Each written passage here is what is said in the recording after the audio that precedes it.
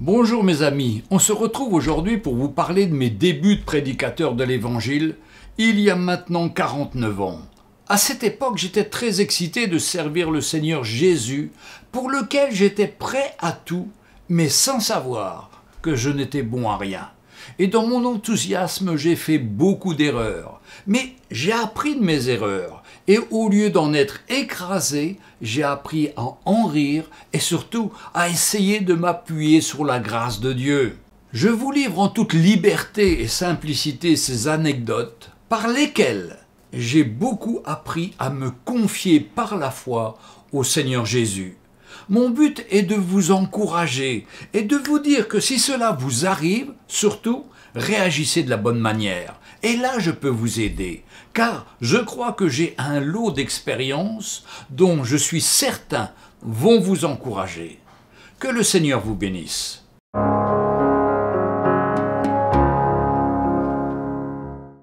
Ma première histoire. Ma première prédication en 1972, j'avais alors 22 ans, je m'étais donné au Seigneur quelques mois auparavant.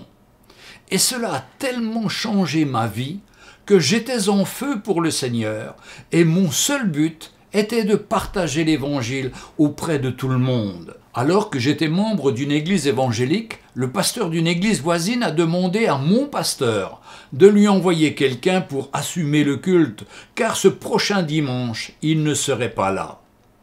À cette époque, j'étais le seul jeune de l'église. Et le pasteur me fait la demande, et moi, j'étais enthousiaste de prêcher dans une église. À cette époque, j'avais 1 ou 2 messages que j'avais appris par cœur, et j'étais très excité. Si bien que plusieurs nuits avant, je ne trouvais pas le sommeil, et je m'imaginais arriver dans une grande église avec des milliers de personnes et faire comme Billy Graham avec sa Bible au bout de ses mains et de prêcher l'Évangile avec puissance. Puis enfin arrive ce fameux dimanche. Mais malheureusement, ce jour-là, il se met à neiger abondamment dans la région parisienne et les routes étaient quasiment impraticables. J'arrive finalement à démarrer ma 2 chevaux et me voilà parti faire quelques kilomètres sur un tapis de neige. Arrivé à l'église une demi-heure avant, je trouve la clé à l'endroit indiqué par le pasteur où il l'avait cachée.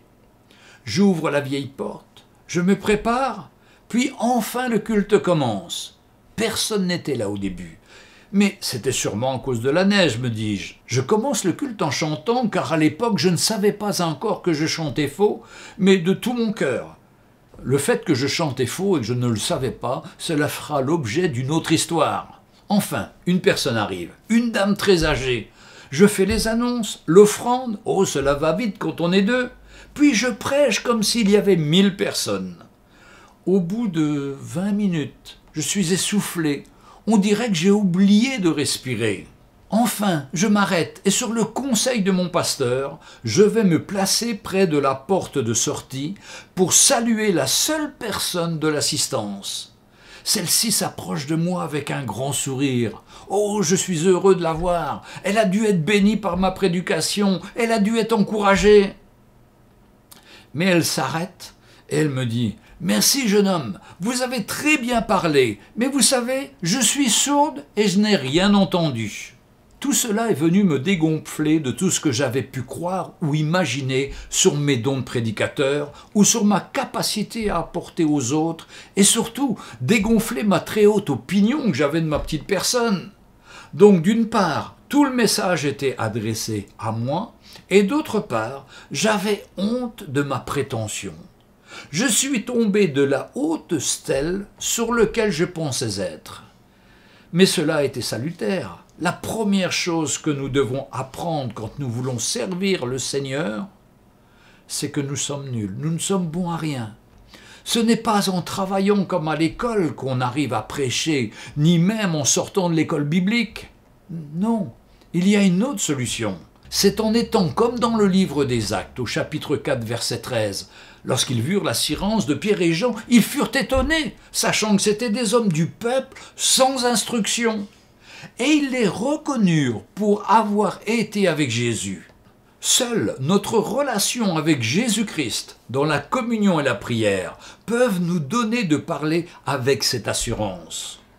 notre propre assurance vient de la chair et nous disqualifie dans l'œuvre de Dieu. Je rencontre souvent des jeunes hommes qui viennent m'annoncer fièrement qu'ils sont pasteurs. Ils ne savent pas ce qu'ils disent. Et franchement, ils me font peur. Peur pour eux, premièrement, et peur pour le peuple de Dieu qui les écoute. C'est facile de dire que nous sommes des serviteurs inutiles. C'est beaucoup plus difficile de le vivre tous les jours, de prendre sa croix et de suivre Jésus. Oh, je n'ai pas fini d'apprendre.